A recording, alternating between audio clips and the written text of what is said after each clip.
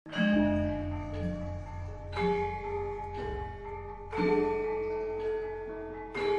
guys, balik lagi boleh lihat. Nah, pada kesempatan kali ini kita sedang berkunjung di makam Sunan Cirebon.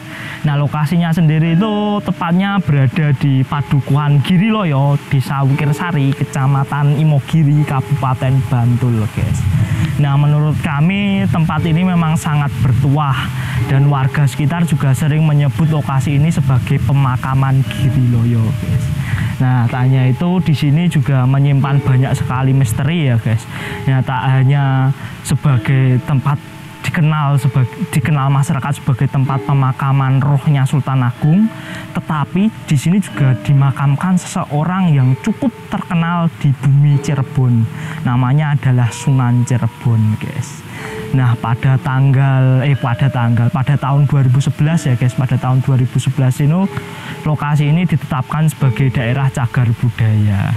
Nah, tak jauh dari lokasi ini juga dekat dengan desa wisata Batik Giriloyo, kemudian ada juga industri wayang kulit pucung, kemudian ada juga dekat dengan pemakaman Raja-Raja Imogiri dan Pajimatan kalau kalian tahu, makam seniman. Nah, ada juga yang baru di sini namanya baru dibangun guys, namanya adalah Embung Imogiri. Oke, jadi mungkin kita langsung ke tempat lokasinya aja, nanti aku ceritakan sejarah singkatnya. Oke guys, yuk.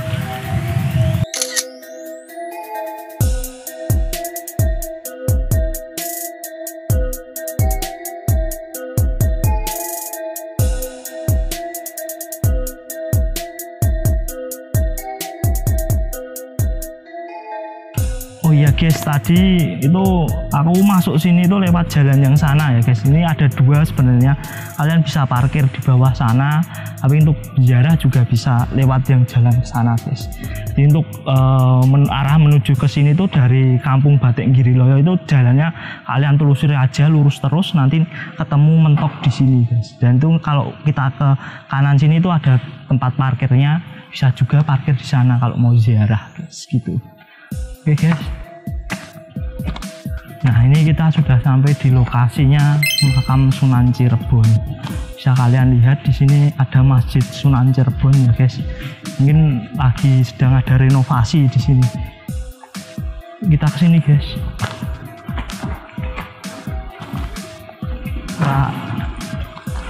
Nah, bisa dilihat nih guys. Di sini ada banyak ikan ya. Ini dulu zaman aku SD itu pernah kesini juga. Dan ini masih sama seperti ini. Ada kolamnya. Jadi kita kalau mau masuk masjid biasanya harus lewat sini dulu. Karena ya tipe-tipe masjid zaman dulu kan seperti itu. Ya sekarang juga ada ya yang seperti itu. Jadi biar kakinya bersih guys. Ini memang tergolong masjidnya tua karena dibangun sejak zaman Sultan Agung. Yuk kita ke sana guys.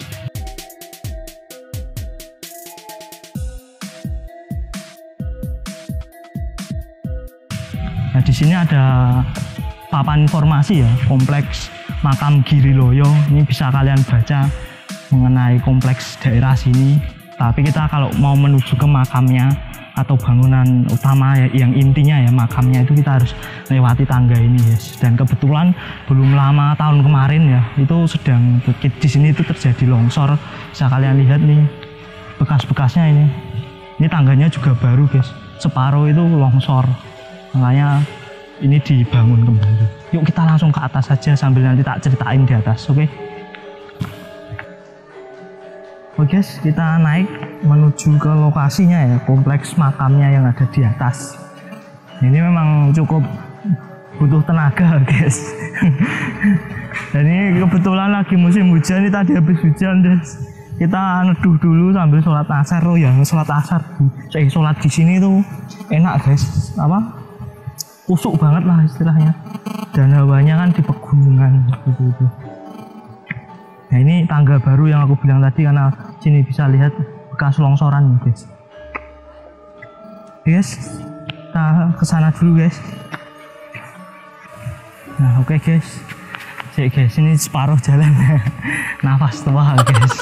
Oh ya, aku mau cerita sedikit untuk asal muasal dari makam ini ya guys, kenapa dimasukkan ke dalam cagar budaya sama dinas cagar budaya ya, karena ini ada kaitannya itu tadi dengan Mataram. Karena ini sebenarnya dibangun itu pertama kali pada tahun 1628 sampai 1829 guys, kalau nggak salah itu ya guys.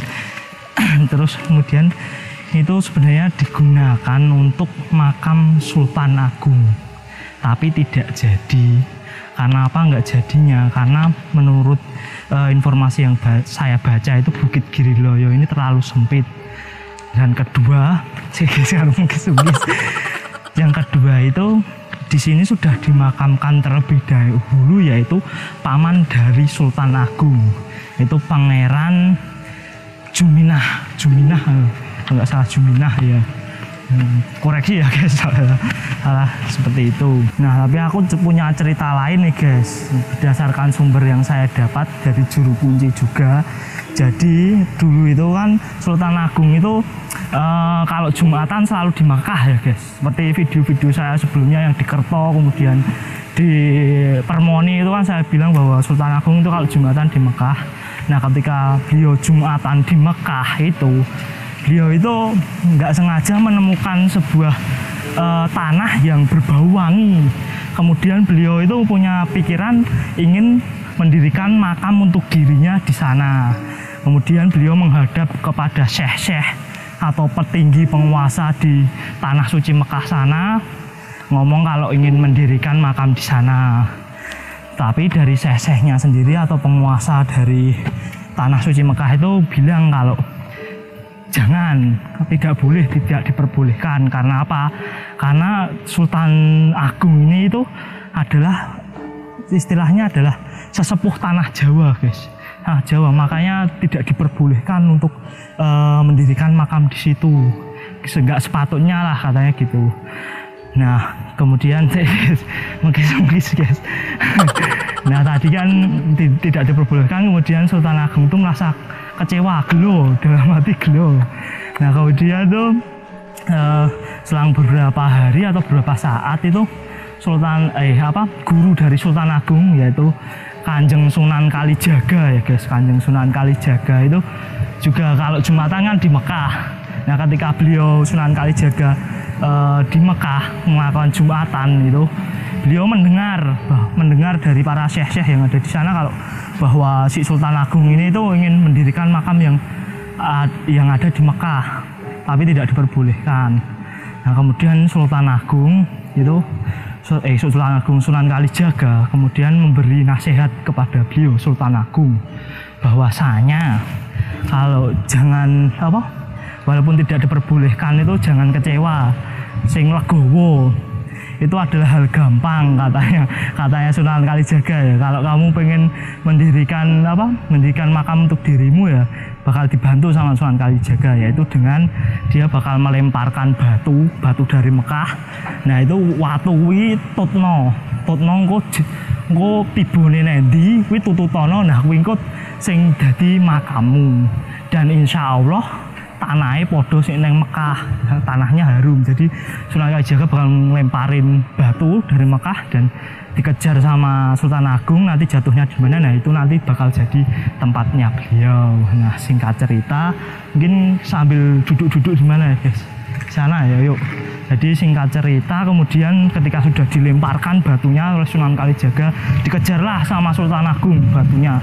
Nah, sampai di tanah Jawa, sampai di arah tanah Jawa, mau jatuh ke tanah Jawa itu, beliau Sultan Agung tuh ketinggalan.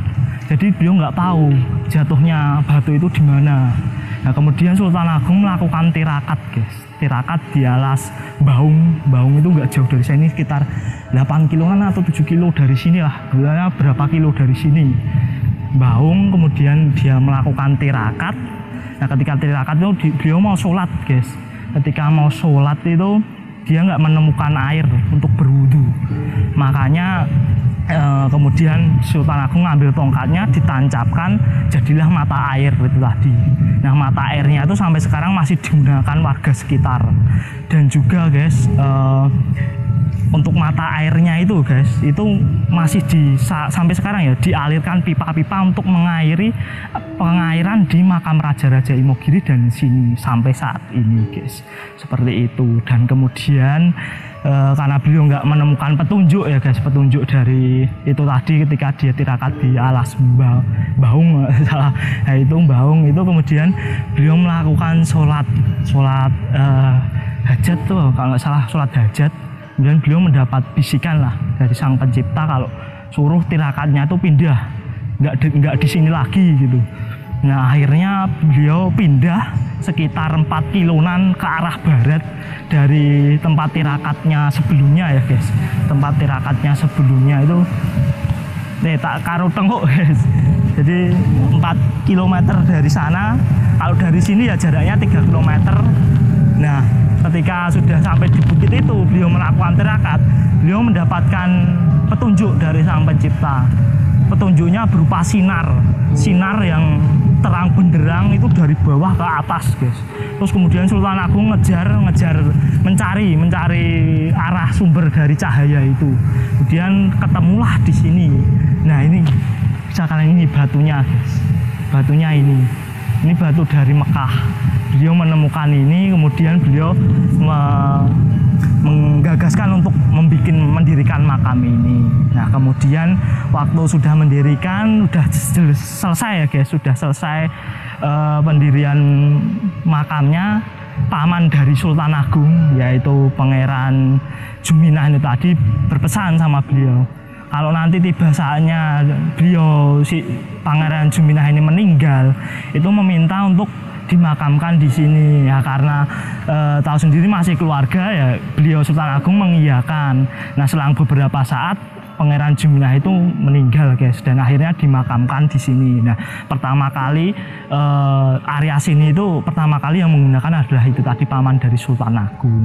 Nah kemudian dalam hatinya si beliau Sultan Agung ini itu merasa nggak legowo kalau kan dia tuh mau bikin makam itu sebenarnya tujuannya untuk dirinya dan untuk raja-raja keturunannya di masa yang akan datang. Kemudian beliau sambil nggak legowo tadi ngambil tanah sini yang berbau wangi, kemudian dilemparkan lagi guys. Ketika dilemparkan itu beliau ngejar sampai di daerah Parangtritis guys. Ketika sampai di Parangtritis, kemudian beliau nggak menemukan tanah yang dilemparkan dia sendiri itu, dia ketemu lagi lah sama gurunya yaitu Kanjeng Sunan Kalijaga. Dia bilang ya, kamu sih legowo, istilahnya legowo, kalau buat pamanmu ya nggak apa-apa, istilahnya ya untuk pamannya sendiri ya nggak apa-apa. Kalau kamu mau nyari tanah yang kamu lempar yang berbau wangi itu, disuruh untuk menangkap burung merak yang ada di situ. Disuruh sama Sunan Kalijaga untuk menangkap burung merak. Kemudian si beliau Sultan Agung ini menangkaplah itu tadi manuk merak itu tadi. Kemudian suruh melepaskan sama Sunan Kalijaga, suruh melepaskan ya.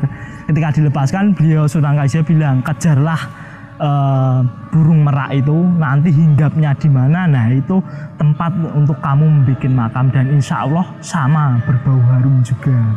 Nah seperti itu. Kemudian dikejar sama Sultan Agung ya guys, dikejar, kemudian dapatlah si burung merak ini hinggap di perbukitan Merak yang sekarang menjadi makam raja-raja itu. Nah seperti itu guys ceritanya. Oke guys, mungkin kita keliling-keliling ya guys.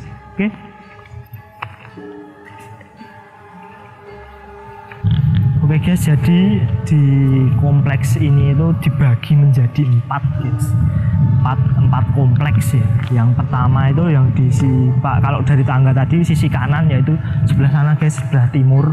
Sebelah timur itu adalah makam dari Sunan Cirebon. Kemudian kita kompleks yang kedua itu sebelah kiri, yaitu ke arah barat ini guys, bisa ke sini. Nah ini adalah yang di sini yang dimakamkan itu ada itu tadi Gusti Panembahan Juminah atau Pangeran Juminah. Kemudian ada ibunya dari Sultan Agung, yaitu Kanjeng Ratu Mas Hadi. Kemudian ada istrinya Amangkurat juga dimakamkan di sini, yaitu Kanjeng Ratu Pembayu tadi, guys. Kemudian kompleks yang ketiga itu kompleks makam yang ada di luar sini, kan tadi di bawah ada makam-makam, guys. Nah itu tadi itu kompleks yang ketiga, mungkin digunakan untuk masyarakat juga. Nah kemudian kompleks yang keempat itu adalah itu tadi masjid Sunan Cirebon itu tadi, guys, seperti itu. Oke guys, bisa kalian lihat. Nah oke guys, jadi kita nggak masuk ya guys, karena kalau kita masuk itu nanti barengan harus dibarengi sama juru kunci yang ada di sini, seperti itu. Jadi nanti kalau masuk itu harus izin sama juru kuncinya. Jadi kita kan tadi di bawah juga ditanyain kalau nggak ziarah ya nggak apa-apa ke sini. Tapi kalau mau ziarah itu kalau khusus untuk masuk kompleksnya itu harus sama juru kunci, seperti itu guys. Oke guys.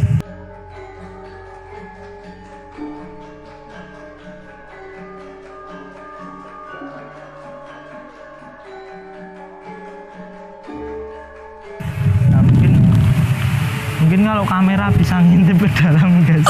Dan aku ya dodong. Ya tadi sudah izin sih. Ada yang di dalam juga yang sedang ziarah. Tapi kalau ngintip boleh nggak? Ya, coba mungkin kamera aja. Kamera aja mungkin. Coba.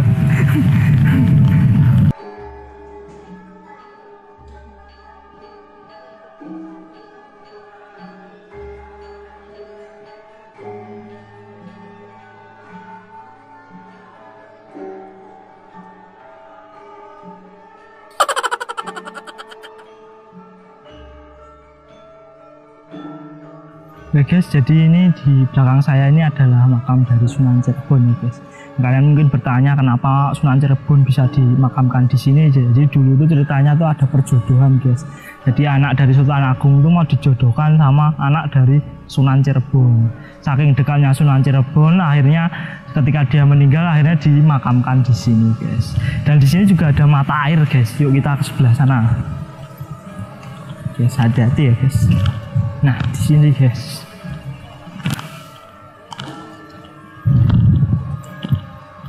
Nah, ini ada mata air.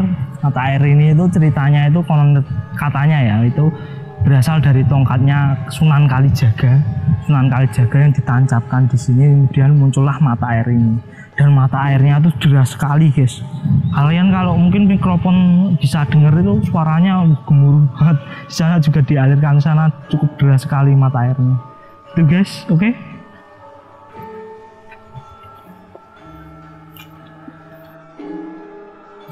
Oke guys, jadi mungkin itu dulu kunjungan kita pada kesempatan kali ini ya. Pokoknya intinya jangan pernah melupakan sejarah. Kita sebagai generasi penerus itu harus melestarikan apa yang diberikan oleh nenek moyang kita terdahulu. Oke guys, tetap tonton di channel kita Boleh Lihat. Tunggu video-video kita selanjutnya. Nah, itulah tadi kunjungan kami ke makam Sunan Cirebon.